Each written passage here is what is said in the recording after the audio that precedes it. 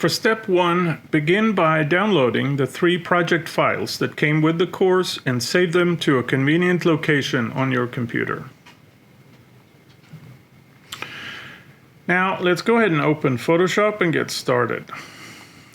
From the initial Photoshop start screen, you have the option to view several small tutorials on how to use various aspects of the program and its interface.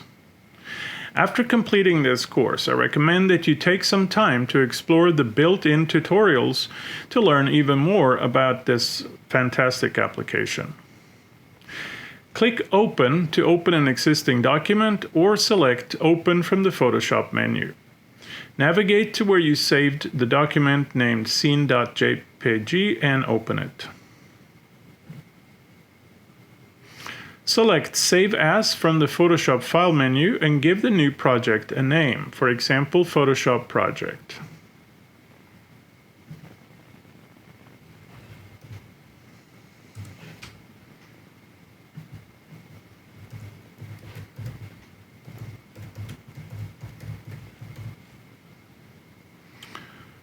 Make sure you place it in the location alongside the other documents, and change the file format to Photoshop.